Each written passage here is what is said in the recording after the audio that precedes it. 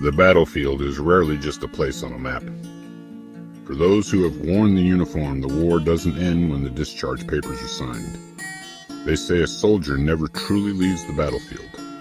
They simply carry it home, tucked away in the creases of their brow and the silence between their words. For Thomas Wilkins, a retired U.S. Marine who gave 25 years of his life to the service of this nation, the battlefield had changed. It was no longer about tactical maneuvers or hostile territories. It was about the quiet, agonizing struggle of keeping a roof over his head. It was about the mortgage, a $100,000 weight that threatened to pull him under. He was a protector who could no longer protect himself. He didn't know it yet, but the long watch was about to end.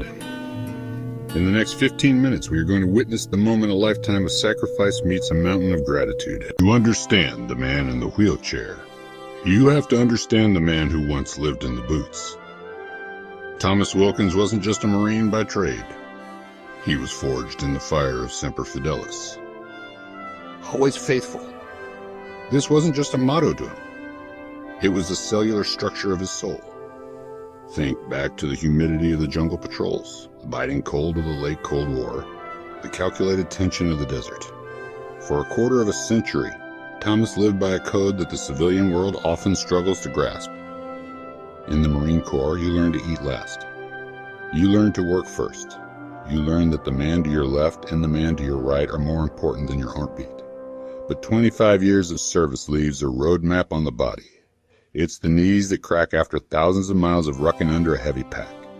It's the back that aches from the weight of gear and the soul that tires from the weight of command. The true strength of a Marine is measured during the long watch.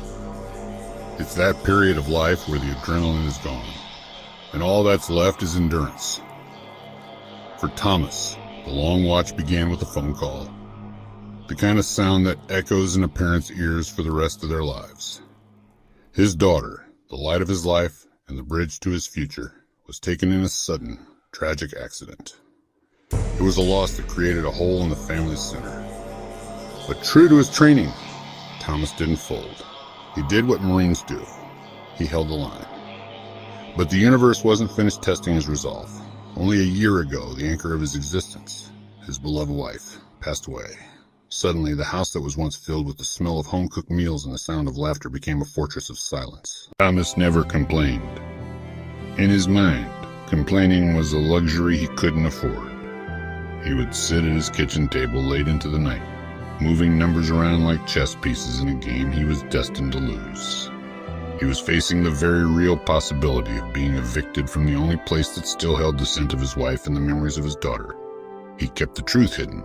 He didn't want to be a burden to the grandchildren he had worked so hard to elevate. What Thomas didn't realize was that Rachel was a Wilkins. She had inherited his eyes, the eyes that noticed every detail. She saw the way his hands shook when the mail arrived. She saw the envelopes he tucked under the newspaper. She saw the hero fading. While Thomas was sacrificing his comfort for her future, Rachel was on a secret mission. For 2 years, she lived a life of extreme frugality. She worked double shifts, climbed the corporate ladder, and saved every single cent. This brings us to his birthday. Thomas is in no mood for a party. To him, another year older just means a year closer to a debt he can't pay. He looks tired. He looks like a man prepared for the end of the road. I don't need anything. I used to do this to my wife, putting a big box in a little box. There's no point in giving me this. We're going to get kicked out. The letter is from Rachel. In it, she doesn't talk about money. She talks about the man. She tells him he is her hero, her rock, and her guiding force. She tells him that every success she has ever had was built on the foundation of his sacrifice. I'm paying off the house, Grandpa. Thomas freezes. The silence in the room is heavy with 25 years of service and 2 years of secret saving. In that single second, the weight of 1,000 sleepless nights evaporates. The mountain of debt is leveled. The hero who saved so many, who held the line against tragedy and time, finally allowed himself to be saved by the very legacy he created. He isn't going to an apartment.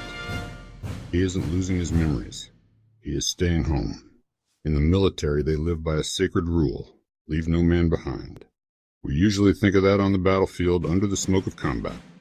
But for the Wilkins family, it was a rule for life. Thomas Wilkins taught his grandchildren how to be brave, how to be loyal, and how to protect what matters. And in the end, those were the very tools they used to give him the greatest gift a veteran can receive: peace.